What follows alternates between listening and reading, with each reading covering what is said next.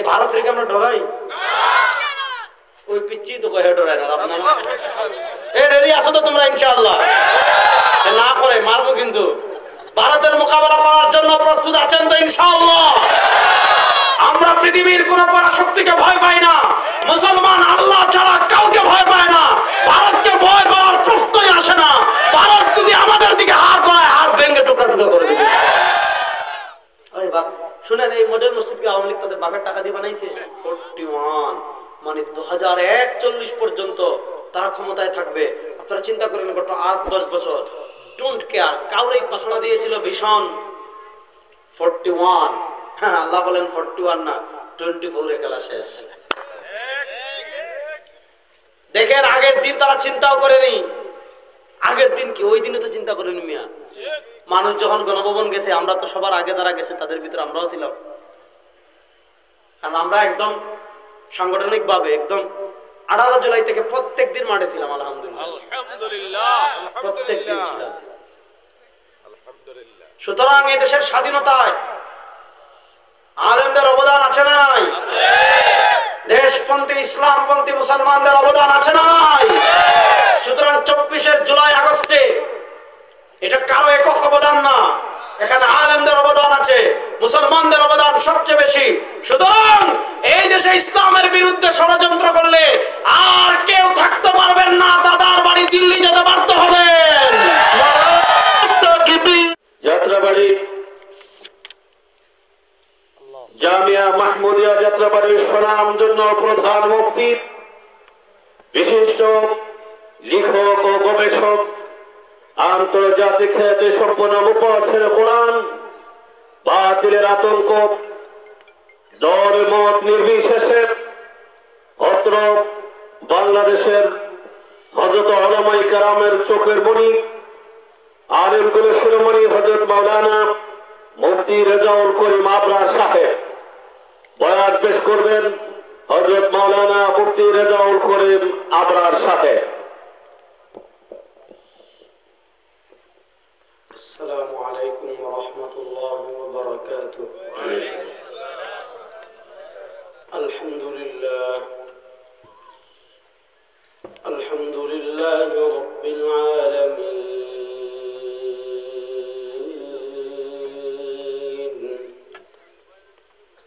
ওয়াল আকিবাতু লিল মুত্তাকিন।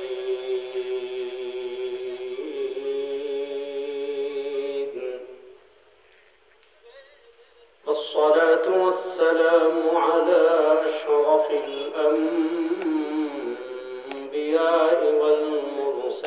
والمرسلين وعلى آله وأصحابه أجمعين.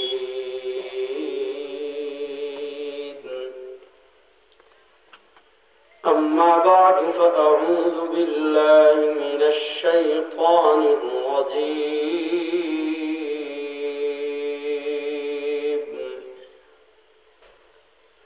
بسم الله الرحمن الرحيم.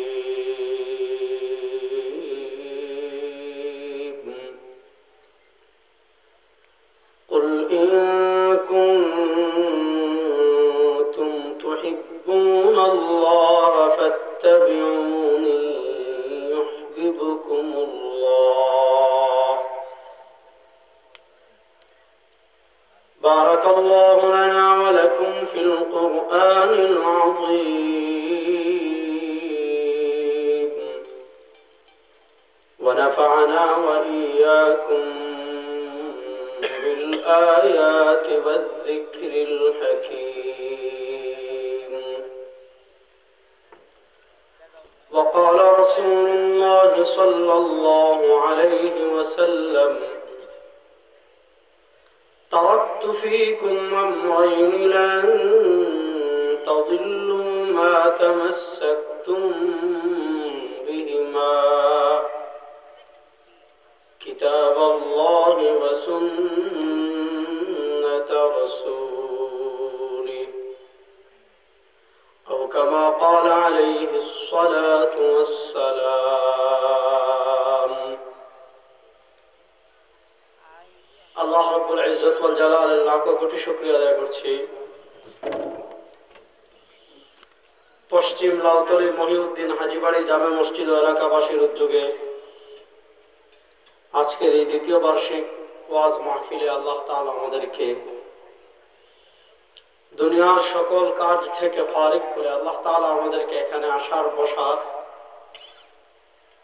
কথা বলার, কথা শোনার তৌফিক দান করেছেন।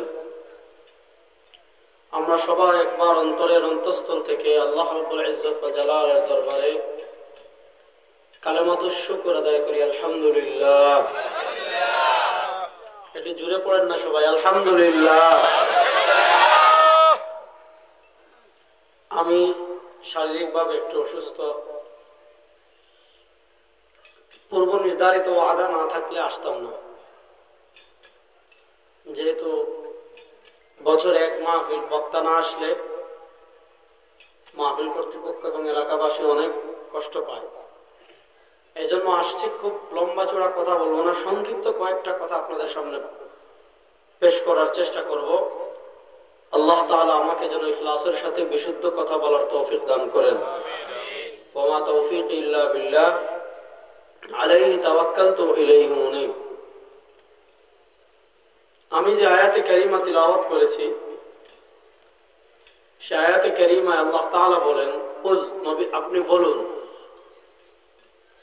অর্থাৎ তিনি নবী করিম সাল্লাল্লাহু আলাইহি ওয়াসাল্লামের মাধ্যমে, কোরআনের মাধ্যমে কিয়ামত পর্যন্ত যত মানুষ দুনিয়াতে আসবে সব মানুষদেরকে একটা মেসেজ দিচ্ছেন, সব মানুষকে আল্লাহ তাআলা একটা বার্তা দিচ্ছেন। সে মেসেজ বার্তাটা কি? ইন কুনতুম তুহিব্বুনাল্লাহ, যদি তোমরা আল্লাহর মহব্বতের দাবি করো। দেখেন, দুনিয়াতে যারা কালেমা পড়ে, যারা লা ইলাহা ইল্লাল্লাহ মুহাম্মাদুর রাসূলুল্লাহ পড়ে, যারা আশহাদু আল্লা ইলাহা ইল্লাল্লাহ ওয়াহদাহু লা শারীকা লাহু ওয়া আশহাদু আন্না মুহাম্মাদান আবদুহু ওয়া রাসূলুহু, এতটুকু পড়ে পৃথিবীতে জাতিসত্তা হিসাবে আমাদের জাতীয় পরিচয় আমরা মুসলমান। বলেন, আমাদের জাতীয় পরিচয় আমরা মুসলমান, আমরা বাঙালি। এটা আমাদের বড় পরিচয় না? আমাদের বড় পরিচয় আমরা মুসলমান। বলেন, আমাদের বড় পরিচয় আমরা মুসলমান।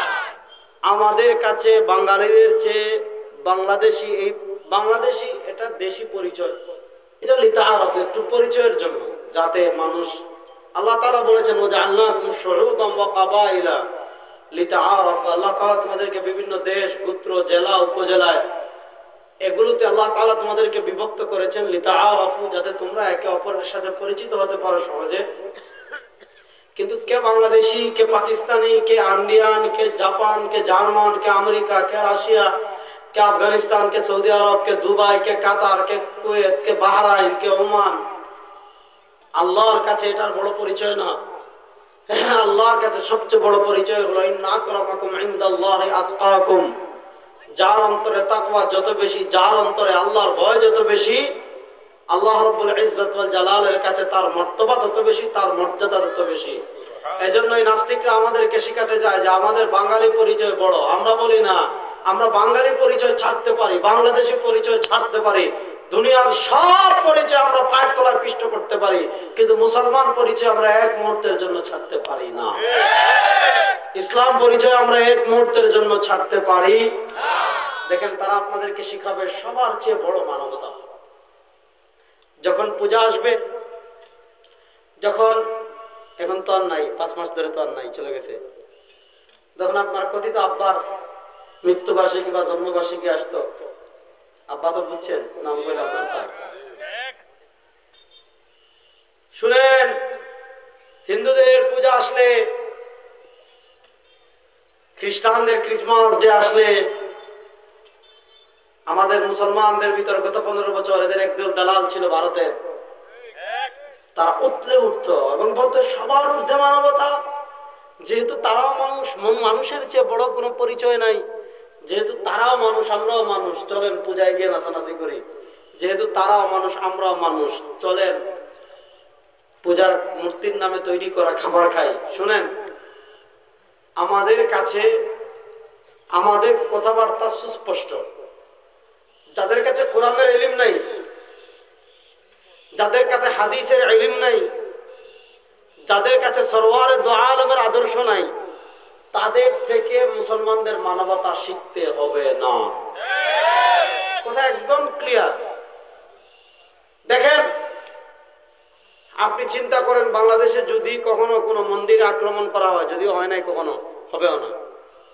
আপনাদের নোয়াখালীতে 5 আগস্ট আওয়ামী লীগের পতনের পর নোয়াখালীর মুসলমান কোন হিন্দু মন্দিরে আক্রমণ করেছে? না। জিনার রাস্তা বলেন, জুড়ে বলেন, কোন মন্দিরে আক্রমণ করেছে? কোন হিন্দুদের ব্যবসা প্রতিষ্ঠানে আক্রমণ করেছে? হিন্দুদের বাড়িঘর দখল করেছে? না। ধরুন যদি বাংলাদেশে কখনো এই ঘটনাটা ঘটে যে কোনো মুসলমান একটা মন্দিরে একটা ইট মারছে, দেখবেন বিশ্ব মিডিয়ার, বিশ্ব নেতৃত্বের ওরে বাপ রে বাপ, মানে এখন তো কিচ্ছু হয় নাই, একটা মন্দিরে আক্রমণ করা হয় নাই, হিন্দুদের ব্যবসা বাণিজ্য আক্রমণ করা হয় নাই, বাড়িঘরে হামলা করা হয় নাই। ভয়েস অফ আমেরিকা নিউজ করেছে যে বাংলাদেশে হিন্দুরা আগের চেয়ে নিরাপদ আছে। মায়ের কোলে সন্তান যেমন নিরাপদ, আমাদের বাংলাদেশে মুসলমানদের সাথে হিন্দুরাও তেমন নিরাপদ। কিচ্ছু হয় নাই।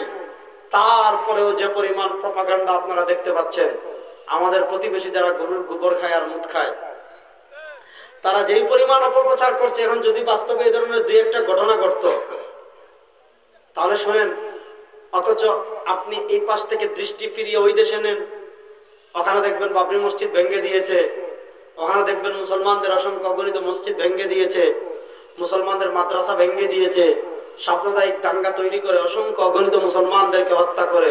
সুতরাং ভারতে যখন মুসলমানদেরকে হত্যা করা হয়, তাদের মানবতা খুঁজে পাওয়া যায় না। আফগানিস্তানে যখন মুসলমানদেরকে হত্যা করা হয়, তাদের মানবতা খুঁজে পাওয়া যায় না। ফিলিস্তিনে যখন মুসলমানদেরকে হত্যা করা হয়, তাদের মানবতা খুঁজে পাওয়া যায় না। কাশ্মীরে যখন মুসলমানদেরকে হত্যা করা হয়, তাদের মানবতা খুঁজে পাওয়া যায় না।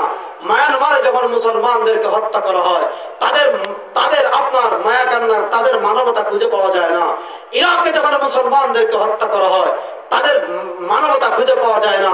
বসনিয়া চেচনিয়ায় যখন আপনার মুসলমানদেরকে হত্যা করা হয়, তাদের মানবতা খুঁজে পাওয়া যায় না। যেই মানবতা মুসলমানদের রক্তের পক্ষে কথা বলে না, হাজার হাজার নয় লক্ষ লক্ষ মুসলমান শিশুর লাশ দেখে যেই মানবতা জেগে ওঠে না, যেই মানবতা মুসলমানদের লাশ সমুদ্রে ভেসে গেলে যে মানবতা ওঠে না, ওই কাফের মুশরিক বেঈমানদের কাছে আমাদের মানবতা শিখতে হবে না। আমাদেরকে মানবতা শিখিয়েছেন আল্লাহ, আমাদেরকে মানবতা শিখিয়েছেন সরওয়ার দু আলম তাজদার মদিনা জনাব মুহাম্মদুর রাসূলুল্লাহ। সুতরাং তারা আপনাদেরকে কি শিখাবে জানেন? সবার ঊর্ধ্বে মানবতা, এটা হলো তাদের স্বার্থে বলে। আমরা বলি শুনেন, আমাদের কাছে সবার ঊর্ধ্বে মানবতা না, আমাদের কাছে সবার ঊর্ধ্বে ইসলাম। একজন মুসলমানের কাছে সবার ঊর্ধ্বে ইসলাম। জোরে বলেন ইসলাম। আপনি এমন মানবতার গল্প দিবেন যে মানবতা কোরআন সাপোর্ট করে, যে মানবতা হাদিস সাপোর্ট করে।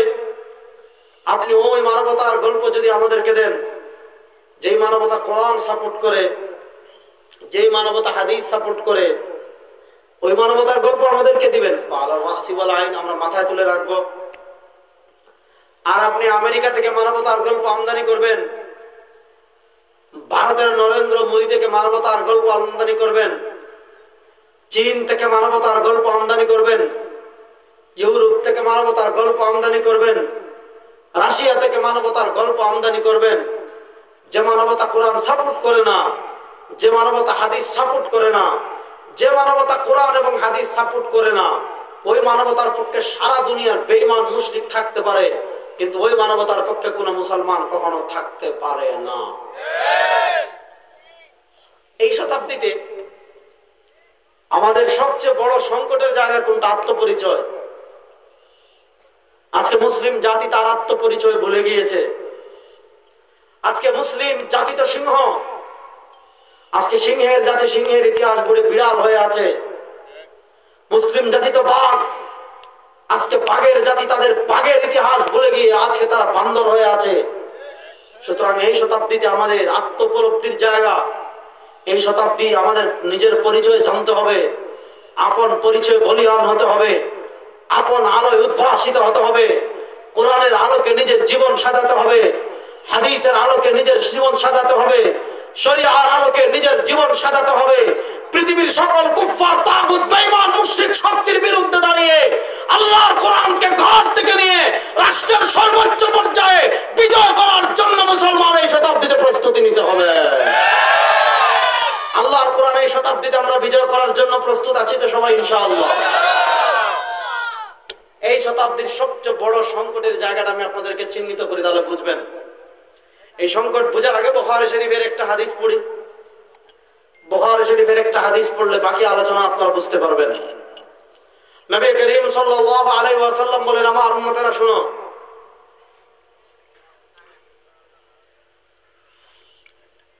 মাথা ব্যথা করতেছে এত বেশি। নবী করিম সাল্লাল্লাহু আলাইহি ওয়াসাল্লাম বলেন, আমার উম্মতেরা শুনো,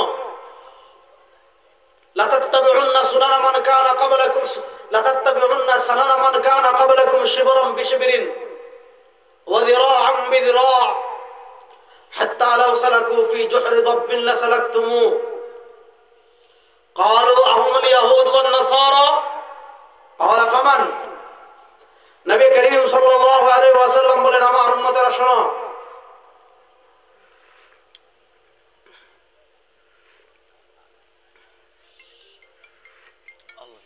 এই উম্মার উপর এমন একটা হালাত আসবে, এই উম্মার উপর এমন একটা অবস্থা আসবে, এই উম্মার উপর এমন একটা যুগ আসবে, এই উম্মার উপর এমন একটা কাল আসবে, এই উম্মার মধ্যে এমন একটা লেয়ার তৈরি হবে, এই উম্মার মধ্যে এমন একটা প্রজন্ম তৈরি হবে। এই লেয়ারের কি অবস্থা হবে জানেন? এই প্রজন্মের কি অবস্থা হবে জানেন? নবী করিম সাল্লাল্লাহু আলাইহি ওয়াসাল্লাম বলেন, ওই প্রজন্মের অবস্থা হবে লা তাত্তাবিউন্না সানানা মান কানা ক্বাবলাকুম, আমার উম্মাহ শিবরাম বিশিবরিন ওয়া যিরাআন বিযিরা'ইন, এই উম্মাহ প্রত্যেকটা কদমে কদমে, এই উম্মাহ সব ক্ষেত্রে, এই উম্মাহ সব বিষয়ে আমাদের পূর্ববর্তী ইহুদি খ্রিস্টান যারা ছিল তাদের অনুসরণ করবে। ইহুদি খ্রিস্টানদের অনুসরণ কতটুকু করবে? হাত্তা লাউ সালাকু ফি জুহরি যাব্বিন লাসালাকতুমু, ইহুদি খ্রিস্টানদের অনুসরণ কতটুকু করবে? ইহুদি খ্রিস্টানদের অনুসরণের মাত্রা এই পরিমাণ হবে, হাত্তা লাউ সালাকু ফি জুহরি যাব্বিন লাসালাকতুমু, ইহুদি খ্রিস্টানরা যদি গুই সাপের গর্তে প্রবেশ করে, খ্রিস্টানরা যদি গুই সাপের গর্তে প্রবেশ করে, ইহুদি খ্রিস্টানরা যদি বাঘের গর্তে প্রবেশ করে, ইহুদি খ্রিস্টানরা যদি ময়লার ড্রেনে প্রবেশ করে, ইহুদি খ্রিস্টানরা যদি যে গর্তে বিষাক্ত পোকা আছে ওই গর্তে প্রবেশ করে, যুবকরা হাদিস ভালো করে শোনো, অর্থাৎ এমন একটা সময় আসবে মুসলমান প্রত্যেকটা কদমে কদমে কদমে কদমে কদমে কদমে ইহুদি খ্রিস্টানদের অনুসরণ করবে।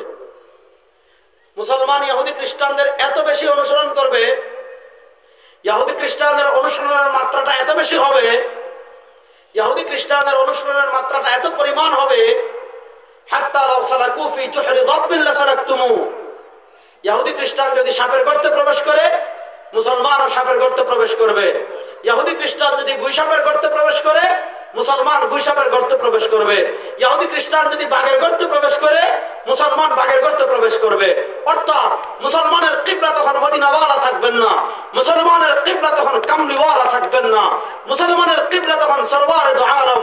আল্লাহ তাআলা পবিত্র কোরআনে বলেছেন, লাকাদ কানা লাকুম ফি রাসূলিল্লাহি উসওয়াতুন হাসানাহ, তোমাদের জন্য জীবনের সব ক্ষেত্রে একমাত্র আদর্শ হলেন সরওয়ারে দু আলম সাল্লাল্লাহু আলাইহি ওয়াসাল্লাম। আল্লাহ তাআলা কোরআনে বলেছেন, মান ইউতি'র রাসূল ফাকাদ আতা আল্লাহ, যে ব্যক্তি সরওয়ারে দু আলম সাল্লাল্লাহু আলাইহি ওয়াসাল্লামের আনুগত্য করবে, সরওয়ারে দু আলম সাল্লাল্লাহু আলাইহি ওয়াসাল্লামের আনুগত্য করার অর্থ হলো আল্লাহর আনুগত্য করা।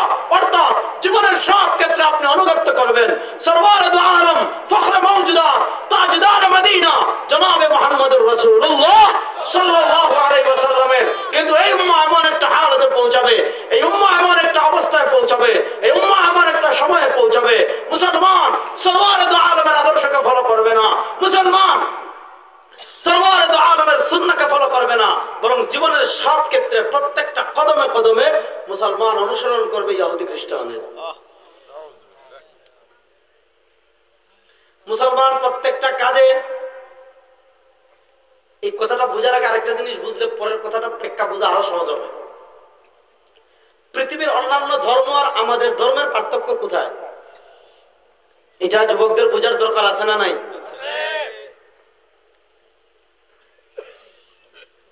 অন্যান্য ধর্ম, যেমন আমরা প্রথম আসি হিন্দু ধর্ম। হিন্দু ধর্ম কিছু অনুষ্ঠান নির্ভর বর্তমান পৃথিবীতে। অর্থাৎ আপনি পূজার সময় যখন আসবে, যুবকরা আমার সাথে আছেন তো? সবাই সবাই আছেন তো আমার সাথে? আপনারা এলোমেলো হলে আমার কথা আসবে না।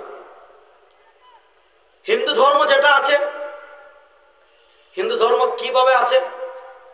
কিছু অনুষ্ঠান নির্ভর। অর্থাৎ পূজার সময় আসবে, আপনি মন্দিরে আসবেন, ডোনেশন করবেন, কিছু টাকা পয়সা দিবেন,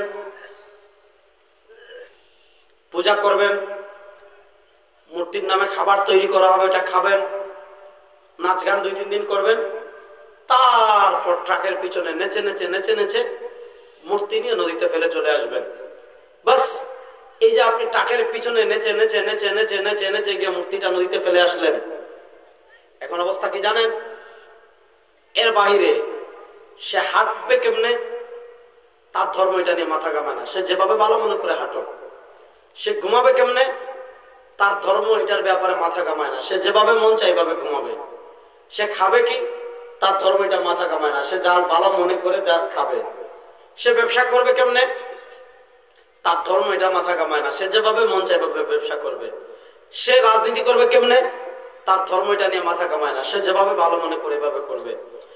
সে রাষ্ট্র পরিচালনা করবে কেমনে? তার ধর্ম এটা মাথা ঘামায় না। সে যেভাবে মন চায় এইভাবে চালাবে। সে সংবিধান কেমনে লিখবে? তার ধর্ম এটা নিয়ে মাথা ঘামায় না। সে যেভাবে মন চায় এইভাবে করবে। সে সংসদ চালাবে কেমনে? তার ধর্ম এটা নিয়ে মাথা ঘামায় না। সে যেটা ভালো মনে করে এইভাবে করবে। অর্থাৎ তাদের ধর্ম শুধু এই অনুষ্ঠান, কিছু অনুষ্ঠান নির্ভর, পূজা নির্ভর। এর বাহিরে এসে তার টোটাল জীবন কেমনে চলবে, টোটাল জীবনের কোনো ডিরেকশন, টোটাল জীবনের কোনো গাইডলাইন, টোটাল জীবনের কোনো পদ্ধতি, যে আপনি হাঁটলে গেলে এভাবে হাঁটবেন, খেতে গেলে এভাবে খাবেন, ঘুমাতে গেলে এভাবে ঘুমাবেন, ব্যবসা করতে গেলে এভাবে ঘুমাবেন, ব্যবসা করবেন, কথা বলতে গেলে এভাবে কথা বলবেন, আপনি মানুষের সাথে লেনদেন করতে গেলে এভাবে করবেন, তেজ সম্পত্তি বন্টন করতে গেলে এভাবে করবেন।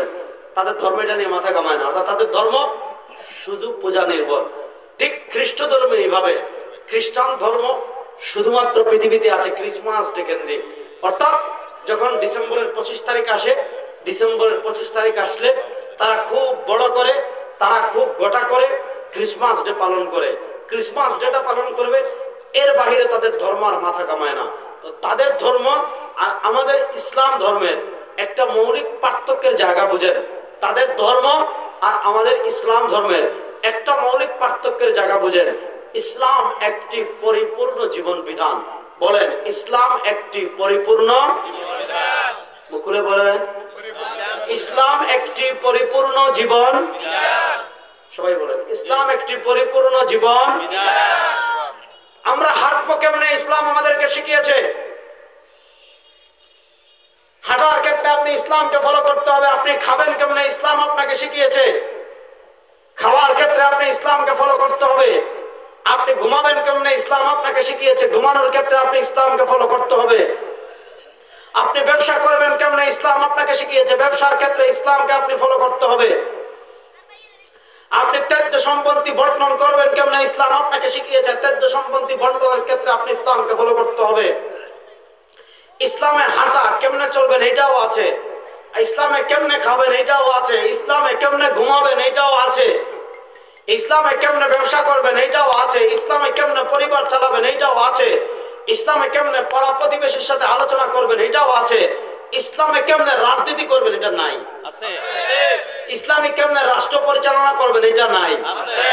ইসলামে কেমনে সংসদ পরিচালনা করবেন এটা নাই। ইসলামে কেমনে সংবিধান লিখবেন এটা নাই। ইসলামে কেমনে বিচার ব্যবস্থা চালাবেন এটা নাই। সুতরাং শুনে মুসলমান, আল্লাহ নবী সাল্লাল্লাহু আলাইহি ওয়াসাল্লাম বলেছেন, এই উম্মাহ এক সময় প্রত্যেকটা কদমে কদমে ইহুদি খ্রিস্টান অনুসরণ করবে। হাঁটার ক্ষেত্রে যেমন ইহুদি খ্রিস্টান অনুসরণ করা জায়েজ নাই, নাই, খাওয়ার ক্ষেত্রে যেমন ইহুদি খ্রিস্টানদের অনুসরণ করা জায়েজ নাই, ঘুমানোর ক্ষেত্রে যেমন ইহুদি খ্রিস্টানদের অনুসরণ করা জায়েজ নাই, রাজনীতিতে ইহুদি খ্রিস্টানদের অনুসরণ করা জায়েজ নাই, রাষ্ট্র পরিচালনায় ইহুদি খ্রিস্টানদের অনুসরণ করা জায়েজ নাই, সংসদ পরিচালনায় ইহুদি খ্রিস্টানদের অনুসরণ করা জায়েজ নাই, সংবিধানে ইহুদি খ্রিস্টানদের অনুসরণ করা জায়েজ নাই, বিচার ব্যবস্থায় ইহুদি খ্রিস্টানদের অনুসরণ করা জায়েজ নাই। মুসলমান সব ক্ষেত্রে সরওয়ার দু আলমের আদর্শকে ফলো করবে, সরওয়ার দু আলমের আদর্শকে ফলো করে বাদ দিয়ে মুসলমান কোন ক্ষেত্রে ইহুদি খ্রিস্টানদের অনুসরণ করতে পারে না। কোন ক্ষেত্রে মুসলমান ইহুদি খ্রিস্টানদের ফলো করতে অনুসরণ করতে পারে? বলেন, কোন ক্ষেত্রে মুসলমান ইহুদি খ্রিস্টানদের ফলো করতে অনুসরণ কি? প্রশ্ন দিবেন? তাহলে বসেন। অথচ দেখেন নবী করিম সাল্লাল্লাহু আলাইহি ওয়াসাল্লাম বলেছেন, এই উম্মাহর উপর এমন একটা হালাত আসবে, এই উম্মাহর উপর এমন একটা অবস্থা আসবে, লা তাত্তাবিউন্না সুনানা মান কানা ক্বাবলাকুম শিবরাম বিশিবরিম ওয়া যিরাআম বিযিরা। এই উম্মাহর উপর এমন একটা হালাত আসবে, এই উম্মাহর উপর এমন একটা অবস্থা আসবে, মুসলমান প্রত্যেকটা বিষয় ইহুদি খ্রিস্টানদের ফলো করবে, মুসলমান প্রত্যেকটা ক্ষেত্রে ইহুদি খ্রিস্টানদের অনুসরণ করবে। আজকে এই আমাদের মুসলমানদের আমি বলেছিলাম আত্মপরিচয় সংকট, এই আত্মপরিচয় সংকট থেকে আমি আমার আলোচনা শুরু করেছিলাম। আজকে মুসলমানদের অবস্থা দেখেন, আজকে মুসলমানদের সমাজ দেখেন, আজকে মুসলমানদের পরিবার দেখেন, আজকে মুসলমানদের রাষ্ট্র দেখেন, আজকে মুসলমানদের রাজনীতি দেখেন, আজকে মুসলমানদের সংবিধান দেখেন, আজকে মুসলমানদের বিচার ব্যবস্থা দেখেন, আজকে মুসলমানদের সংসদ দেখেন। সব জায়গায় ইহুদি খ্রিস্টানদের অনুসরণ পাবেন, কিন্তু কোন জায়গায় সরওয়ার দু আলম সাল্লাল্লাহু আলাইহি ওয়াসাল্লামের আদর্শ পাওয়া যায়। এই যুগে এটা হলো আত্মপরিচয়ের সংকটের জায়গা। ভালো করে বুঝেন। একটা হাদিস বলি, তাহলে আরো সহজ করে বুঝবেন। ইমাম বাইহাকি রাহিমাহুল্লাহ হাদিসটি এনেছেন শুআবুল ঈমানে। ইমাম বাইহাকি রাহিমাহুল্লাহ লিখিত একটা কিতাব আছে, ওই কিতাবের নাম হলো শুআবুল ঈমান। ওই শুআবুল ঈমানে হাদিস এনেছেন। নবী করিম সাল্লাল্লাহু আলাইহি ওয়াসাল্লাম বলেন, আমার উম্মতেরা শোনো, ইউশিকু আয়াতি আলান নাসি জামান। সরওয়ার দু আলম সাল্লাল্লাহু আলাইহি ওয়াসাল্লাম বলেন, ইউশিকু আয়াতি আলান নাসি জামান। আমার ভয় হচ্ছে। আছেন তো সবাই আমার সাথে? আপনারা সবাই আছেন? ইউশিকু আয়াতি আলান নাসি জামান। আমার ভয় হচ্ছে আমার উম্মার উপর এমন একটা সময় আসবে, আমার উম্মার উপর এমন একটা কাল আসবে, আমার উম্মার উপর এমন একটা যুগ আসবে, লাম ইয়াবকা মিনাল ইসলাম ইল্লা ইসমুহু ওয়া লাম ইয়াবকা মিনাল কুরআন ইল্লা রাসমুহু মাসাজিদুহুম আমিরা ওয়া হিয়া খারাবুন আনিল হুদা মাসাজিদুহুম আমিরা ওয়া হিয়া খারাবুন আনিল হুদা। শেষ দিক থেকে আসি। নবী করিম সাল্লাল্লাহু আলাইহি ওয়াসাল্লাম বলেন, এই উম্মার উপর এমন একটা সময় আসবে, এই উম্মার উপর এমন একটা কাল আসবে, এই উম্মার উপর এমন একটা যুগ আসবে, মাসাজিদুহুম আমিরা, মসজিদ হবে উঁচু উঁচু, মসজিদের দালান হবে উঁচু উঁচু, মসজিদের গম্বুজ হবে উঁচু উঁচু, মসজিদের মিনারা হবে উঁচু উঁচু। আপনাদের মনে করেন পশ্চিম লাউতাবাড়ি, লাউতলিবাসী বলবে, আমরা মসজিদে যে মিম্বর বানিয়েছি, পুরা বেগমগঞ্জ এরকম মিম্বর আর নাই। বেগমগঞ্জের এরা বলবে, আমরা যে টাইলস লাগিয়েছি, পুরা নোয়াখালীতে এরকম টাইলস আর নাই। আপনার সোনাইমুড়িরা বলবে, আমরা যে গম্বুজ বানিয়েছি, ওইটা আপনার ফেনী থেকে দেখা যায়, আর কোন মসজিদের গম্বুজ এত উঁচু নাই। আপনার এদিকে আপনার সেনবাগেরা বলবে, আমরা মসজিদের যে তোমার ফ্যান লাগিয়েছি, এত বড় ফোন কোন মসজিদে নাই। এদিকে গেলে আপনার ওদিকে গেলে আপনার মনে করেন সুবর্ণচরের এরা বলবে, আমরা মসজিদে যে বাতি লাগিয়েছি, এরকম বাতি আর কিছু নাই, কোথাও নাই। অর্থাৎ মসজিদের দালান হবে উঁচু, মসজিদের টাইলস হবে দামি, মসজিদের মাইক হবে দামি, মসজিদের এসি হবে দামি, মসজিদের মিনারা হবে দামি, মসজিদের মিম্বর হবে উঁচু, কিন্তু ওয়াহিয়া খারাবুন আনিল হুদা, ওয়াহিয়া খারাবুন আনিল হুদা, মসজিদ হয়ে যাবে হেদায়েত শূন্য। দেখেন আল্লাহ নবী সাল্লাল্লাহু আলাইহি ওয়াসাল্লামের যুগে মসজিদ টাইলস ছিল না, এসি ছিল না, ফ্যান ছিল না, পাকা ছিল না, খেজুর পাতার ছিল, নিচে পানি পড়ে যেত। সাহাবী বলেন একদিন নবী করিম সাল্লাল্লাহু আলাইহি ওয়াসাল্লাম নামাজে দাঁড়িয়েছেন, বৃষ্টি শুরু হয়েছে, খেজুর পাতার মসজিদ, পানিতে কাদা, পানি পড়ে বালু কাদা, একদম পানি একাকার হয়ে গিয়েছে। আল্লাহ নবী সাল্লাল্লাহু আলাইহি ওয়াসাল্লাম কাদাতেই সিজদা দিলেন। সাহাবী বলেন হাত্তা রাআইতু আসারাত তিন ফি ওয়াজহিহি, হাত্তা রাআইতু আসারাত তিন ফি ওয়াজহিহি, হাত্তা রাআইতু আসারাত তিন ফি ওয়াজহিহি। সাহাবী বলেন আমি দেখতে পেলাম নবী করিম সাল্লাল্লাহু আলাইহি ওয়াসাল্লামের চেহারা মুবারকে মাটি লেগে আছে। সরওয়ার দু আলমের যুগে মসজিদ ছিল খেজুর পাতা, ওই মসজিদ ছিল হেদায়েতের প্রাণ কেন্দ্র। ওটা যেমন মসজিদ ছিল, ওটা তেমন মাদ্রাসা ছিল, ওটা তেমন সংসদ ছিল, ওটা তেমন প্রধান বিচারপতির বাসভবন ছিল, ওটা তোমার হাইকোর্ট ছিল, সুপ্রিম কোর্ট ছিল। ওই মসজিদকে কায়সার ভয় পেত, ওই মসজিদকে কিসরা ভয় পেত, ওই মসজিদকে বাইজেন্টাইন ভয় পেত, ওই মসজিদকে আপনার ইহুদিরা ভয় পেত, ওই মসজিদকে মুশরিকরা ভয় পেত, পৃথিবীর তাবৎ তাগুতেরা ভয় পেত, পৃথিবীর যাবতীয় মুশরিকরা ভয় পেত, পৃথিবীর সকল সকল সকল সকল নাস্তিক মুরতাদ বেঈমানরা ভয় পেত। আজকে মসজিদ আছে, আরে মসজিদ হেদায়েত তাকাজুরের কথা। আপনি এমন বহু মসজিদ বাংলাদেশে পাবেন, ফজরের সময় ইমামও নাই, মুক্তাদিও নাই, মসজিদটা নামাজ আছে না নাই? মাসাজিদুহুম আমিরা, আজকে মসজিদ আবাদ হবে দূরের কথা, রাত্রে মসজিদ খুলে রাখার অবকাশ নাই। কারণ ফ্যান লাইট মাইক চুরি হয় তো, আরে ফ্যান লাগেন, ফ্যান লাইট মাইক চুরি তো হয়। এক মসজিদে চুরে কিচ্ছু পায় নাই, 20-25টা কোরআন শরীফ ছিল, ওগুলো লয়ে গেছে। 20-25 100 টাকা করে যদি বিক্রি করি, তাহলে 20টা বিক্রি করে 2000 টাকা। তাহলে উম্মার অধপতন কোথায় হয়েছে আপনি চিন্তা করেন। 1400 বছর আগে নবী করিম সাল্লাল্লাহু আলাইহি ওয়াসাল্লাম বলে গিয়েছেন, 1400 বছর আগে নবী করিম সাল্লাল্লাহু আলাইহি ওয়াসাল্লাম বলে গিয়েছেন মাসাজিদুহুম আমিরা, মসজিদ হবে উঁচু উঁচু, কিন্তু মসজিদ হবে হেদায়েত শূন্য। আজকে আমাদের দেশে মসজিদের অভাব নাই, কিন্তু সেই মসজিদে আজকে হক কথা নাই, সেই মসজিদ থেকে আজকে দ্বীনের তালিম নাই, সেই মসজিদে আজকে তাজকিয়া নাই, সেই মসজিদে আজকে হেদায়েত শূন্য হয়ে যাচ্ছে। এবার বলেন মসজিদ আবাদ করার দরকার আছে না নাই? আপনাদের এই মসজিদ কি সকালের মক্তব আছে? আছে মুরব্বি বলেন আছে না নাই? মক্তব আছে, কিন্তু বাচ্চা আগের চেয়ে কম আসে না বেশি আসে? বহুত কম। কেন কম আসে হাদিস ব্যাখ্যা করতেছি, ভালো করে শুনেন। তাহলে একটা হবে মসজিদ হবে উঁচু উঁচু। দেখেন বাংলাদেশের মডেল মসজিদ আছে 500 কয়টা। শুনেন এই মডেল মসজিদকে আওয়ামী লীগ তাদের বাপের টাকা দিয়ে বানাইছে? এটা তারা বানাইছে তাদের একটা রাজনৈতিক এজেন্ডা হিসাবে। ওখানে তাদের আব্বার নামে বক্তৃতা দিবে, তাদের উন্নয়নের নামে বক্তৃতা দিবে, আরো তাদের নানা ইসলাম বিরোধী এবং মূল দ্বারা ট্রেডিশনাল ইসলামকে কলঙ্কিত করে ওই বাদশাহ আকবরের দিনে এলাহির মতো আওয়ামী ধর্ম অর্থাৎ আওয়ামী লীগ মার্কা ইসলাম বানানোর জন্য তারা এই মডেল মসজিদগুলো তৈরি করেছিল। আর সারা দুনিয়ায় ঘোষণা দিয়েছে ভিশন 41, মানে 2041 পর্যন্ত তারা ক্ষমতায় থাকবে। আপনারা চিন্তা করেন, গত 8-10 বছর ডোন্ট কেয়ার, কাউরেই পাত্তা দিত না। গত বছর এই সময় আপনি চিন্তা করেন, একটা দামি নির্বাচন হয়েছিল, মনে আসেনি? কাদেরে কাদেরে, হাসিনা হাসিনা, এক মাল তো আপনাদের পাশেরই। এ মাল যে গর্তে ঢুকছে খুঁজে পাওয়া যাচ্ছে না, পলাই গেছে। আসলে কথা ভালো করে বুঝেন। তারা ঘোষণা দিয়েছিল ভিশন 41। হ্যাঁ, আল্লাহ বলেন 41 না, 24 খেলা শেষ। দেখেন আগের দিন তারা চিন্তাও করেনি। আগের দিন কি, ওই দিনে তো চিন্তা করেনি মিয়া। মানুষ যখন গণভবন গেছে, আমরা তো সবার আগে যারা গেছে তাদের ভিতরে আমরাও ছিলাম।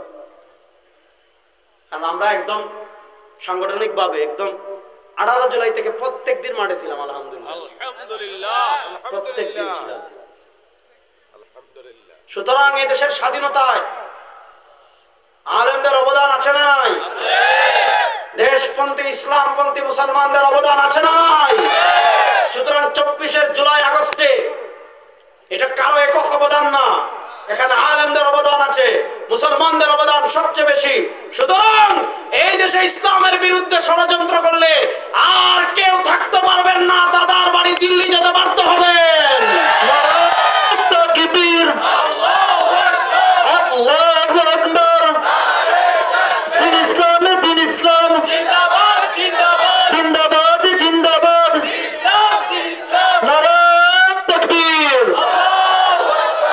ভাই মাইক দিয়ে মিছিল দিলে আর মিছিলের মজা থাকে না, ঠিক কিনা? তাহলে বুঝেন বাংলাদেশের মানুষের অবস্থা দেখেন।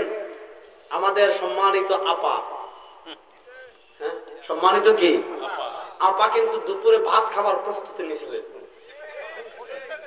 আরে ভাত খাওয়া শুধু শুনেন কি করছে, চিতল মাছ রান্না করে রাখছে, নদীর পাঙ্কাশ রান্না করে রাখছে, ভাত রান্না করে রাখছে। প্রথম কাফেলা অর্থাৎ পোলা পয়েন্ট প্রথম যেগুলো আছে, মানে প্রথম যেগুলো আপা ভাগার পর প্রথম যেগুলা গণভবন ঢুকছে, ঢুকে দেখে এই যে রান্না করা দুপুরে তরকারিতে এখনো ধোয়া উড়ে, ভাতে এখনো ধোয়া উড়ে। বাংলাদেশে ইসলাম নিয়ে ষড়যন্ত্র করবেন, কোরআন নিয়ে ষড়যন্ত্র করবেন, দিন নিয়ে ষড়যন্ত্র করবেন, ভারতের দালালি করবেন, দিল্লির দালালি করবেন, মোদির দালালি করবেন, এদেশকে হিন্দুদের অঙ্গরাজ্য, ভারতের অঙ্গরাজ্য বানানোর স্বপ্ন দেখবেন। শুনেন খবরদার, এদেশের মুক্তিকামী মুসলমান আপনাদেরকে ভাত খাওয়ার টাইম দিবে না। এই ভারত থেকে আমরা ডরাই, ওই পিচ্ছি তো কয়ে ডরাই না আপনার। এই রেডি আছো তো তোমরা ইনশাআল্লাহ? না করে মারবো কিন্তু। ভারতের মোকাবেলা করার জন্য প্রস্তুত আছেন তো ইনশাআল্লাহ? আমরা পৃথিবীর কোন পরাশক্তিকে ভয় পাই না, মুসলমান আল্লাহ ছাড়া কাউকে ভয় পায় না, ভারতকে ভয় পাওয়ার প্রশ্নই আসে না। ভারত যদি আমাদের দিকে হাত পায়, হাত ভেঙে টুকরা টুকরা করে দেবে। তুই ডরাস ভারত রে? অবশ্যই না, আমরা কোন পরাশক্তিকে ভয় পাই। আমি যে কথাটা বলছিলাম ভালো করে মূল কথায় আসেন, মূল পয়েন্টটা ভালো করে বুঝেন। তো বাংলাদেশে রাসূলুল্লাহ সাল্লাল্লাহু আলাইহি ওয়াসাল্লাম বলেছেন, তারা যে মসজিদগুলো বানিয়েছে এটা একটা বিশেষ লক্ষ্য এবং উদ্দেশ্যকে নিয়ে বানাইছিল। আল্লাহ বলেন মসজিদ বানা, মসজিদ বানানো মোটামুটি শেষ হবে, তাদের ক্ষমতাও শেষ। বলেন ক্ষমতার মালিক একমাত্র আল্লাহ। হায় হায়, আল্লাহর নামে তো আসতে বলে রে। বলেন না ক্ষমতার মালিক একমাত্র আল্লাহ। জোরে বলেন ক্ষমতার মালিক একমাত্র আল্লাহ। হাদিস বলেন নবী করিম সাল্লাল্লাহু আলাইহি ওয়াসাল্লাম বলেছেন মসজিদ হবে উঁচু উঁচু, মসজিদের দালান হবে উঁচু উঁচু, বিশাল বিশাল মসজিদ হবে, কিন্তু মসজিদে হেদায়েত থাকবে না, মসজিদ হেদায়েত শূন্য হয়ে যাবে। এটা একটা। আরেকটা কি? ইউশিকু আন ইয়াতি আলান নাসি জামান, আমার ভয় হচ্ছে আমার উম্মার উপর এমন একটা সময় আসবে, আমার ভয় হচ্ছে আমার উম্মার উপর এমন একটা কাল আসবে, আমার ভয় হচ্ছে আমার উম্মার উপর এমন একটা হালাত আসবে, লাম ইয়াবকা মিনাল ইসলাম ইল্লা ইসমুহু, ইসলামটা নাম ছাড়া আর কিছু থাকবে না। নাম ছাড়া ইসলাম থাকবে না, এটার ব্যাখ্যা আমি আগে কিছুটা করেছি। অর্থাৎ ইসলামে কোনো মানুষ যদি প্রবেশ করে, ইসলামে প্রবেশ করার পর জীবনের সব ক্ষেত্রে তাকে ইসলামই মানতে হবে। বলেন কোন মানুষ যদি মুসলমান পরিচয় দেয়, কোন মানুষ যদি লা ইলাহা ইল্লাল্লাহ মুহাম্মাদুর রাসূলুল্লাহ পড়ে, কোন মানুষ যদি তাওহীদ এবং রিসালাতের সাক্ষী দেয়, তাহলে তাওহীদ এবং রিসালাতের সাক্ষী দেওয়ার পর ওই মুসলমানের জন্য জীবনের কোন ক্ষেত্রে ইহুদি খ্রিস্টানদেরকে অনুসরণ করা, কোরআনের বিধান বাদ দিয়ে, ইসলামের বিধান বাদ দিয়ে, সরওয়ারে দু আলম সাল্লাল্লাহু আলাইহি ওয়াসাল্লামের আদর্শ বাদ দিয়ে ওই মানুষের জন্য জীবনের কোন কাজে, জীবনের কোন ক্ষেত্রে, জীবনের কোন ক্ষেত্রে ইহুদি খ্রিস্টানদের অনুসরণ করা জায়েজ আছে? ইয়া আইয়ুহাল্লাযীনা আমানু, আল্লাহ তাআলা বলেন ইয়া আইয়ুহাল্লাযীনা আমানু, হে ইমানদারগণ, উদখুলু ফিস-সিলমি কাফা,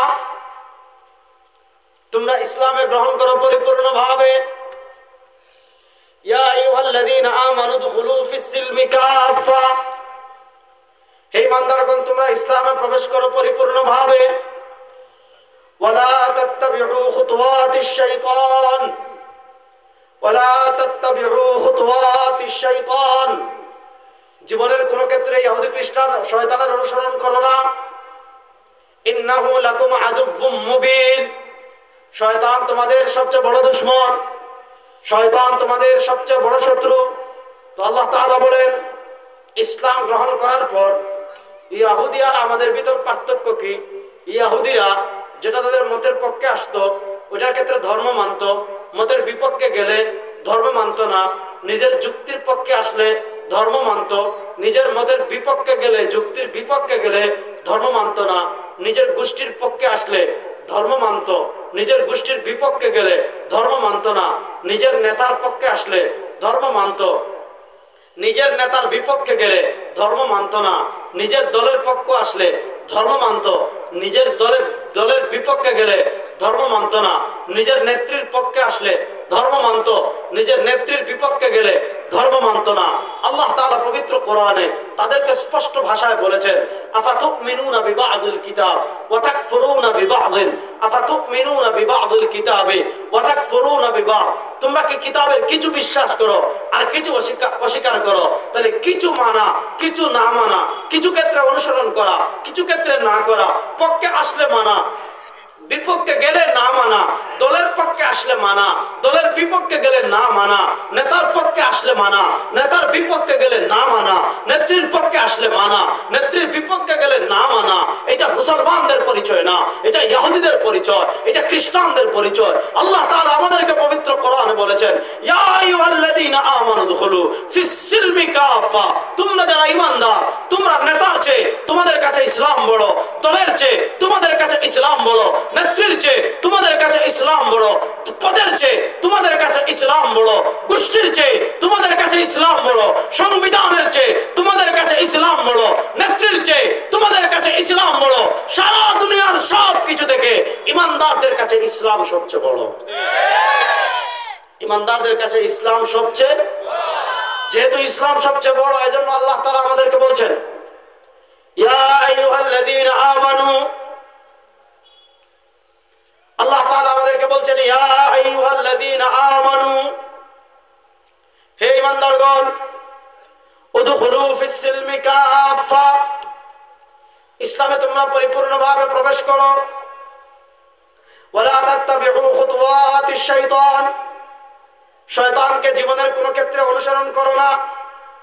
জীবনের কোন ক্ষেত্রে শয়তানকে কেন অনুসরণ করো না? কারণ ইন্নাহু লাকুম আদুউম মুবিন, তোমাদের সবচেয়ে বড় শত্রু হলো শয়তান। এবার বুঝেন, আল্লাহ তাআলা আমাদেরকে নির্দেশ দিয়েছেন জীবনের সব ক্ষেত্রে তোমরা ইসলামকে ফলো করো, সব ক্ষেত্রে তোমরা ইসলামকে অনুসরণ করো। অথচ এই উম্মার এমন একটা হালাত আসবে, এই উম্মার এমন একটা অবস্থা আসবে, সরওয়ার দু আলম সাল্লাল্লাহু আলাইহি ওয়াসাল্লাম 1400 বছর আগে আফসোস করে বলে গিয়েছেন। সরওয়ার দু আলম সাল্লাল্লাহু আলাইহি ওয়াসাল্লাম 1400 বছর আগে আফসোস করে বলে গিয়েছেন। 1400 বছর আগে তিনি আফসোস করে কি বলে গিয়েছেন? 1400 বছর আগে তিনি আফসোস করে বলে গিয়েছেন আল্লাহ তাআলা আমাদেরকে জীবনের সব ক্ষেত্রে ইসলামকে অনুসরণের কথা বলেছেন, কিন্তু নবী করিম সাল্লাল্লাহু আলাইহি ওয়াসাল্লাম 1400 বছর আগে বলে গিয়েছেন ইউশিকু আন ইয়াতি আলান নাসি জামান, আমার উম্মার উপর এমন একটা সময় আসবে, আমার উম্মার উপর এমন একটা কাল আসবে, আমার উম্মার উপর এমন একটা যুগ আসবে, লাম ইয়াবকা মিনাল ইসলামি ইল্লা ইসমুহু, ইসলামের নাম ছাড়া আর কিছু থাকবে না। অর্থাৎ তার নাম আব্দুল্লাহ এতটুকুই, তার নাম আব্দুর রহিম এতটুকু, তার নাম উবায়দুল কাদের এতটুকু, তার নাম হাসান মাহমুদ এতটুকুই, তার নাম হাসিনা এতটুকুই, তার নাম আর কোন এক দুটা নাম কোন না, হ্যাঁ আয় হায়, এদের নাম নিশানা মুছে দিতে হবে এই দেশ থেকে। এই খুনিদের নাম নিশানা এই দেশে থাকুক, যুবকরা এটা কি চায়? কেটায় তো বাকছে,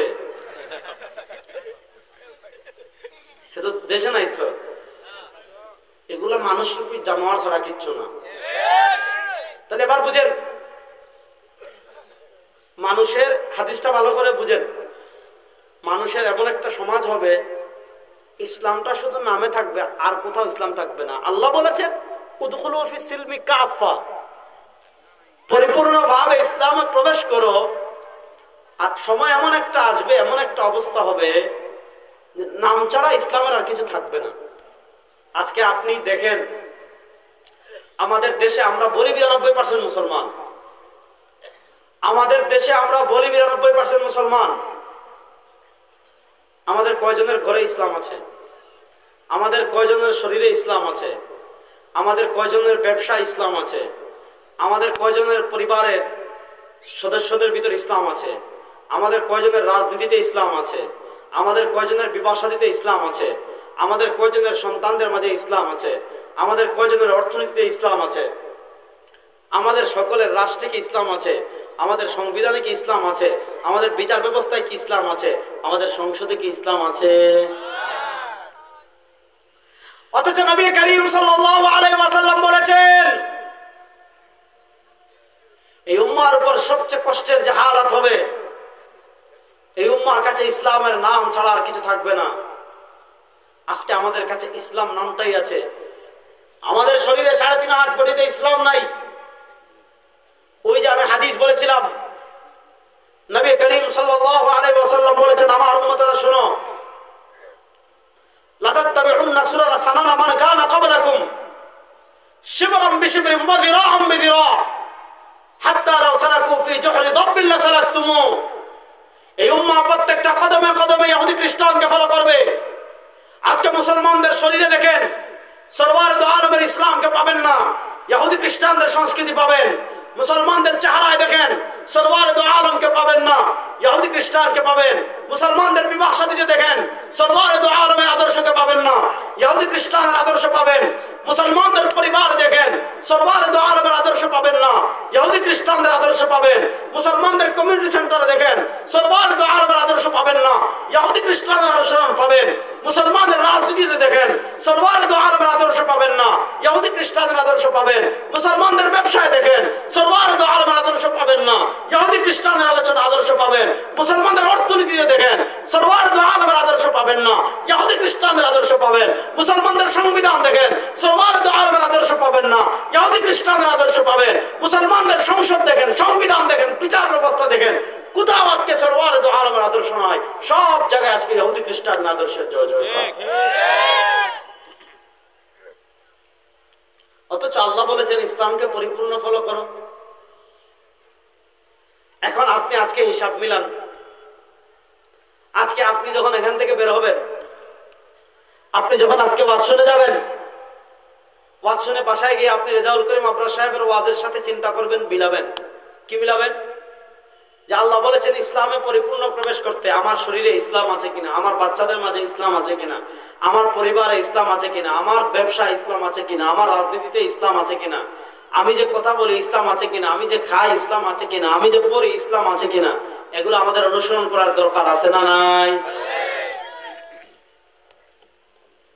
আজকে আচ্ছা একটা বলে, আমাদের বিবাহ শাদী, আমাদের বিবাহ শাদীতে আপনি গায়ে হলুদ পাবেন, হিন্দুদের সংস্কৃতি। বিয়ের আগের রাতে নাচ গান বাজনা পাবেন, কাফেরদের সংস্কৃতি। বিয়ের দিন বরযাত্রী পাবেন, বৌদ্ধদের সংস্কৃতি। আপনি বিয়েতে ইহুদিদের সংস্কৃতি পাবেন, খ্রিস্টানদের সংস্কৃতি পাবেন, হিন্দুদের সংস্কৃতি পাবেন। কিন্তু সরওয়ার দু আলম সাল্লাল্লাহু আলাইহি ওয়াসাল্লামের সংস্কৃতি, আল্লাহ নবী সাল্লাল্লাহু আলাইহি ওয়াসাল্লামের সুন্নাহ তরিকায় বিবাহ। খুব মনোযোগ, যুবকরা ভালো করে বুঝো যারা বিয়ে করো নাই। সরওয়ার দু আলম সাল্লাল্লাহু আলাইহি ওয়াসাল্লামের সুন্নাহ পদ্ধতিতে বিবাহ, যেখানে ইসরাফ থাকবে না, যেখানে হারাম থাকবে না, যেখানে ইহুদি খ্রিস্টানদের অনুসরণ থাকবে না, যেখানে মুশরিকদের অনুসরণ থাকবে না, যেখানে বৌদ্ধদের অনুসরণ থাকবে না। এই নোয়াখালীতে প্রত্যেক দিন নোয়াখালী জেলায় কমসে কম 100টা তো বিয়ে হচ্ছে। ওই পিচ্ছি কইতেছে জি, আপনারা কথা বল না দেখুন। এই নোয়াখালী জেলায় প্রত্যেক দিন কমসে কম 100টা বিয়ে। আচ্ছা 100টা বাদ দেন, 50টা হচ্ছে না? এই 50টা বিয়ের 5টা বিয়েতে কি আপনি সরওয়ার দু আলমের পরিপূর্ণ আদর্শ পাবেন? হ্যাঁ, আপনি আগের রাত্রে, বিয়ের আগের রাত্রে এরকম ডেক সেট লাগিয়ে গান বাজনা করা আপনাদের এলাকায় আছে কিনা আমি জানি না, আমার সিলেটে দেখেছি আছে। আছে না নাই? 3-4 দিন আগেও হয়েছে। আচ্ছা, হ্যাঁ, শরীর গরম করে।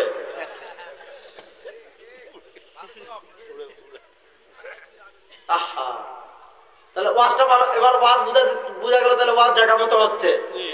শুনেন, বিয়ের আগের রাতে ডেকসেট লাগিয়ে গান বাজনা করতো মক্কার মুশরিকরা। কারা করতো? মক্কার। দেখেন, তারিখের যে কোনো কিতাবে আপনি একটা ঘটনা পাবেন।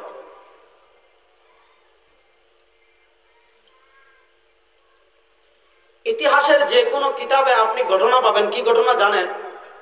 নবী ইসলামের বয়স যখন 10 বছর 11 বছর, এরকম ছোট্ট শিশু, ওই যে পিচ্ছির মতো। নবী করিম সাল্লাল্লাহু বয়স কত? এই পিচ্ছি, আপনার বয়স কত? 11। মনে করো দাঁড়াও, তুমি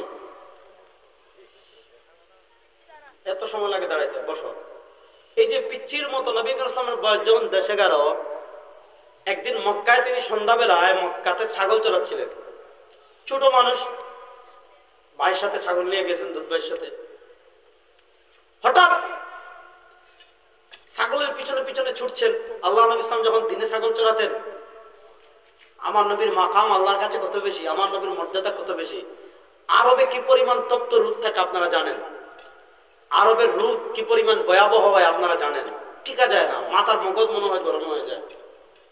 আব্দুল্লাহ বলেন, আমি দেখলাম ছোট্ট মুহাম্মদ সাল্লাল্লাহু আলাইহি ওয়াসাল্লাম মরুভূমিতে ছাগল চড়ানোর জন্য হাঁটে। কোথাও মেঘ নাই, ছায়া নাই। মরুভূমিতে ছায়া পাবেন কোথায়? কিন্তু মুহাম্মদ সাল্লাল্লাহু আলাইহি ওয়াসাল্লাম যেই দিকেই হাঁটেন, দৌড়ান, আকাশের একটা ছোট্ট মেঘ ছোট্ট মুহাম্মদকে ছায়া দেয়। তো নবী করিম সাল্লাল্লাহু আলাইহি ওয়াসাল্লাম নিজে বর্ণনা করছেন, আমি হঠাৎ শুনলাম কোলাহল, আওয়াজ, চেঁচামেচি, বাজনা, এগুলো। রাসূল সাল্লাল্লাহু তো ছোট, ভাইকে জিজ্ঞেস করলেন, ভাই কি হচ্ছে? উনি বলেন, আমাদের এখানে কালকে বিয়ে হবে, আর বিয়ে উপলক্ষে আগের রাত্রে ফুর্তি করতেছে, গান বাজনা করতেছে। নবী করিম সাল্লাল্লাহু আলাইহি ওয়াসাল্লাম তখন ছোট, একদম ছোট মানুষ। যেহেতু তিনি ছোট,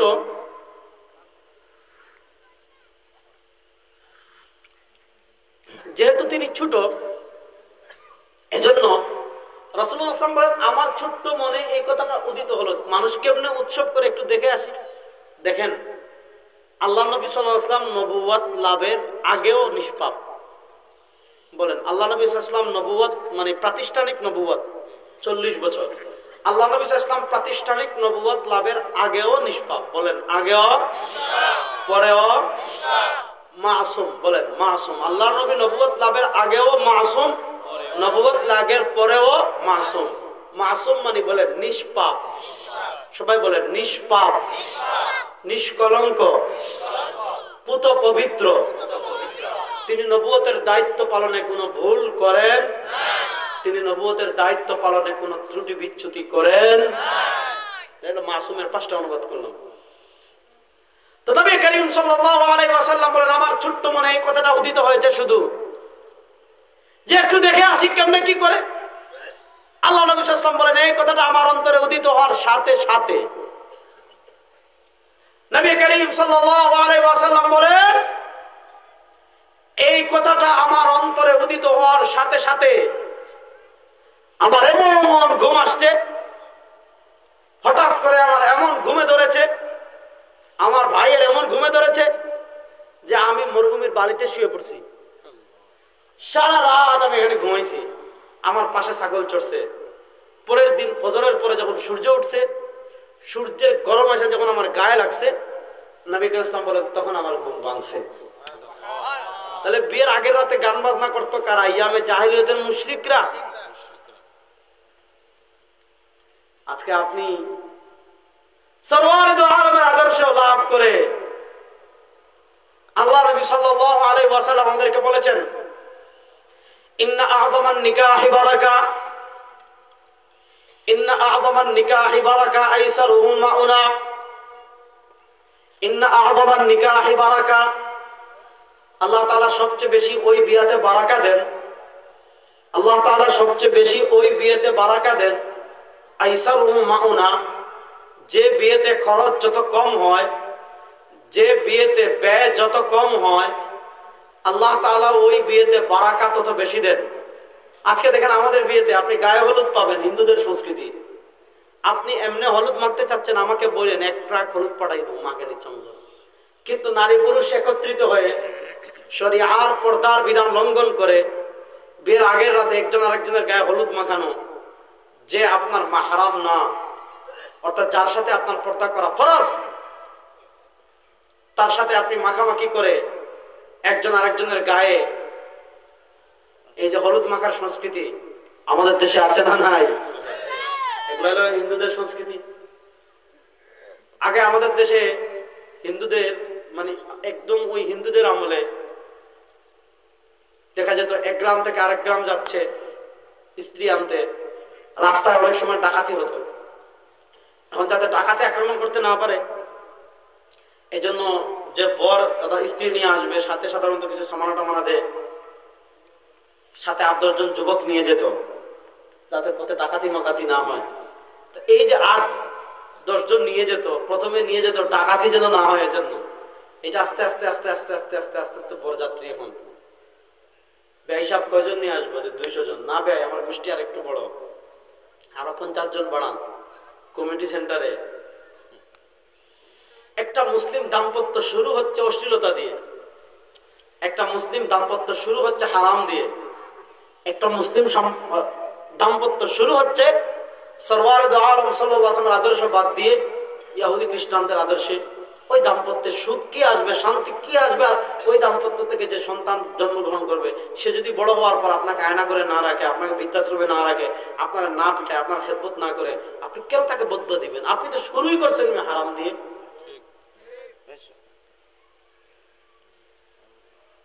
তাহলে বোঝা গেল, আলোচনার শেষ দিকে চলে আসছে, ভালো করে বুঝেন। জীবনের সব ক্ষেত্রে সরওয়ার দু আলম সাল্লাল্লাহু আলাইহি ওয়াসাল্লামের আদর্শ মানা, জীবনের সব ক্ষেত্রে সরওয়ার দু আলম সাল্লাল্লাহু আলাইহি ওয়াসাল্লামের আদর্শ বাস্তবায়ন করা শুধু জরুরি না, ফরজ। আজকে দেখেন নবী বলেছেন লাম ইয়াবকা মিনাল ইসলাম ইল্লা ইসমুহু, এই উম্মার কাছে ইসলাম নাম ছাড়া কিছু থাকবে না। আজকে আমাদের বিয়েতে ইসলাম নাই, রাজনীতিতে ইসলাম নাই, রাষ্ট্রে ইসলাম নাই, বিচার ব্যবস্থায় ইসলাম নাই, সংসদে ইসলাম নাই, সংবিধানে ইসলাম নাই, কোথাও ইসলাম নাই। ইসলাম শুধু রাখছি মসজিদে শুক্রবারে গরম জিলাপি খাওয়ার জন্য। ওয়ালাম ইয়াবকা মিনাল কুরআন ইল্লা রাসমুহু, নবী করিম সাল্লাল্লাহু আলাইহি ওয়াসাল্লাম বলেন ইসলাম থাকবে নাম ছাড়া, আর কিছু থাকবে না। আরেকটা কথা বলেছেন ওয়ালাম ইয়াবকা মিনাল কুরআন ইল্লা রাসমুহু। এখন দিন না রাত? সবাই একমত তো? এখন দিন না রাত?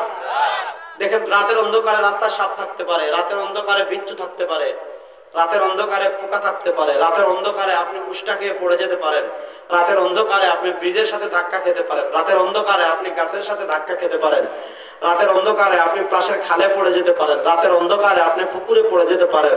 তাহলে রাতের অন্ধকার দূর করার জন্য আপনি টর্চ লাইটের ব্যবস্থা করেন, রাতের অন্ধকার দূর করার জন্য আপনি লাইটের ব্যবস্থা করেন, জেনারেটরের ব্যবস্থা করেন। আপনি বাসায় যেতে কিচ্ছু পাচ্ছেন না, অন্তত মোবাইলের টর্চ লাইটটা জ্বালিয়ে হলেও আপনি রাতে পথ চলেন। তাহলে প্রশ্ন হলো, আপনি খুব সহজ করে বুঝলেন, রাতের অন্ধকার দূর করার জন্য আপনি টর্চ লাইটের প্রয়োজন হয়, রাতের অন্ধকার দূর করার জন্য আপনার মোবাইলের লাইটের প্রয়োজন হয়, জেনারেটরের প্রয়োজন হয়, বিদ্যুতের প্রয়োজন হয়। কিন্তু ওয়ালা তাত্তাবিউ খুতুওয়াতিশ শাইতান, দুনিয়াতে আপনি যখন পথ চলবেন আপনার সামনে অন্ধকার করে রাখবে শয়তান, আপনার ডান অন্ধকার করে রাখবে শয়তান, আপনার বাম অন্ধকার করে রাখবে শয়তান। এবার শয়তানের অন্ধকার পাড়ি দিয়ে আপনি কোন বাতি দিয়ে জান্নাতের পথে চলবেন? শয়তানের অন্ধকার আপনি কারেন্ট দিয়ে দূর করতে পারবেন না, শয়তানের অন্ধকার আপনি বিদ্যুৎ দিয়ে দূর করতে পারবেন না, শয়তানের অন্ধকার আপনি জেনারেটর দিয়ে দূর করতে পারবেন না, শয়তানের অন্ধকার আপনি মোবাইলের টর্চ লাইট জ্বালিয়ে দূর করতে পারবেন না। তাহলে প্রশ্ন হলো, আমার সামনে যে শয়তান অন্ধকার করে রাখলো, আমার ডান যে শয়তান অন্ধকার করে রাখলো, আমার বাম যে শয়তান অন্ধকার করে রাখলো, আমার পিছন যে শয়তান অন্ধকার করে রাখলো, শয়তানের অন্ধকার আমি কোন বাতি জ্বালিয়ে দূর করব? আল্লাহ তাআলা বলেছেন আমি তোমাদেরকে দিয়েছি কোরআন, ফিহি হুদাম ওয়া নূর, এই কোরআন হলো পথ প্রদর্শক, এই কোরআন হলো বাতি, এই কোরআনের বাতি জ্বালিয়ে যারা পথ চলবে, এই কোরআনের আলোয় আলোকিত হয়ে যারা পথ চলবে, এই কোরআনের আলো আলোকিত হয়ে যারা কোরআনের বাতি দিয়ে পথ চলবে, ওই কোরআন পথ দেখিয়ে আলো দেখিয়ে তাদেরকে জান্নাতে নিয়ে যাবে। তাহলে কোরআন হলো আলো, কোরআন হলো বাতি। অন্ধকারের পথ চলতে হলে বাতির প্রয়োজন হয়। আল্লাহ তাআলা আমাদেরকে বাতি দিয়েছেন কোরআন। শয়তানের অন্ধকার আপনি কোরআনের বাতি দিয়ে দূর করবেন। সেকুলারিজমের অন্ধকার আপনি কোরআনের বাতি দিয়ে দূর করবেন, সোশ্যালিজমের অন্ধকার আপনি কোরআন দিয়ে দূর করবেন, ডেমোক্রেসির অন্ধকার আপনি কোরআন দিয়ে দূর করবেন, মানব রচিত তন্ত্রমন্ত্রের অন্ধকার আপনি কোরআন দিয়ে দূর করবেন, ব্রিটিশ রচিত আইনের অন্ধকার আপনি কোরআন দিয়ে দূর করবেন, হিন্দুত্ববাদী আগ্রাসনের অন্ধকার আপনি কোরআন দিয়ে দূর করবেন, ইহুদিবাদের অন্ধকার আপনি কোরআন দিয়ে দূর করবেন। এবার প্রশ্ন হলো, যে কোরআন দিয়ে আপনি বাতি জ্বালিয়ে সব অন্ধকার দূর করবেন, নবী করিম সাল্লাল্লাহু আলাইহি ওয়াসাল্লাম বলেছেন এই উম্মার উপর এমন একটা হালাত আসবে, এই উম্মার উপর এমন একটা অবস্থা আসবে, এই উম্মার উপর এমন একটা যুগ আসবে, এই উম্মার উপর এমন একটা সময় আসবে, লাম ইয়াবকা মিনাল কুরআন ইল্লা রাসমুহু, লাম ইয়াবকা মিনাল কুরআন ইল্লা রাসমুহু। এই উম্মার গড়ে গড়ে থাকবে কোরআন, কিন্তু কোরআন দিয়ে পরিবার গঠিত হবে না, কোরআন দিয়ে ব্যক্তি গঠন হবে না, কোরআন দিয়ে সমাজ গঠন হবে না, কোরআন দিয়ে রাষ্ট্র গঠন হবে না, কোরআন দিয়ে সংবিধান হবে না, কোরআন দিয়ে সংসদ হবে না, কোরআন দিয়ে বিচার ব্যবস্থা হবে না, কোরআন দিয়ে অর্থনীতি হবে না, সমাজে কোরআন থাকবে না, রাষ্ট্রে কোরআন থাকবে না, সংসদে কোরআন থাকবে না, বিচার ব্যবস্থায় কোরআন থাকবে না, আইন আদালতে কোরআন থাকবে না। কোরআন শুধু ঘরে রাখবে, মাঝে মধ্যে বের করে তিলাওয়াত করবে, বাস এতটুকু। তিলাওয়াত করা তো একটা বড় ইবাদত, কিন্তু কোরআন দিয়ে সমাজ চালানোর দরকার আছে না নাই? কোরআন দিয়ে রাষ্ট্র পরিচালনার প্রয়োজন আছে না নাই? কোরআনের আলোকে সংসদ পরিচালিত হওয়ার প্রয়োজন আছে না নাই? কিন্তু কোরআন না মুসলমানের ইসলাম থাকবে, না মুসলমানের কোরআন থাকবে। ওই যে নবী করিম সাল্লাল্লাহু আলাইহি ওয়াসাল্লাম 1400 বছর আগে বলেছেন, এই উম্মাহ প্রত্যেকটা কদমে কদমে ইহুদি খ্রিস্টানদেরকে ফলো করবে, এই উম্মাহ প্রত্যেকটা কাজে ইহুদি খ্রিস্টানকে ফলো করবে, এই উম্মাহ প্রত্যেকটা বিষয়ে ইহুদি খ্রিস্টানকে ফলো করবে। আজকে আমাদের আজকে আমি বলেছিলাম যে আমাদের আজকে সবচেয়ে বড় সংকটের জায়গা আত্মপরিচয়। আজকে আমার সব জায়গায় কোন ক্ষেত্রে আমি সরওয়ারে দু আলম সাল্লাল্লাহু আলাইহি ওয়াসাল্লামের আদর্শকে ফলো করি না।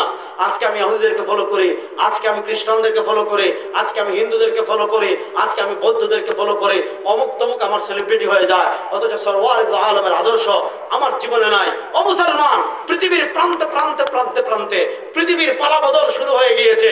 গত 1 শতাব্দী আমরা মার খেয়েছি, গত 1 শতাব্দী মুসলমানরা পরাজিত হয়েছে।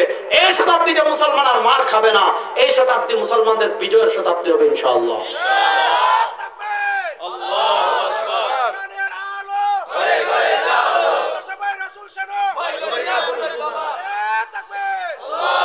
আর এই শতাব্দী পৃথিবীর প্রান্তে প্রান্তে আফগানিস্তানে মুসলমানরা বিজয় লাভ করেছে, সিরিয়ায় মুসলমানরা বিজয় লাভ করেছে, তো এরপরে দেখেন আফ্রিকায় মুসলমানরা বিজয়ের পথে, ফিলিস্তিনেও মুসলমানরা জিতবে ইনশাআল্লাহ।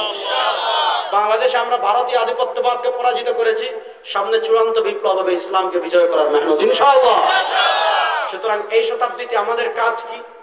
প্রত্যেকে জীবনের সব ক্ষেত্রে সরওয়ারে দু আলমের আদর্শ ফলো করবো তো ইনশাআল্লাহ, ইসলামকে ফলো করবো তো ইনশাআল্লাহ। আল্লাহকে হাজির নাজিরকে ওয়াদা করেন, ইসলামকে ফলো করবো তো ইনশাআল্লাহ। আর কারো বাপের অনুসরণ করবো না, কারো নেত্রীর অনুসরণ করবো না, no Bharat, no America, no India.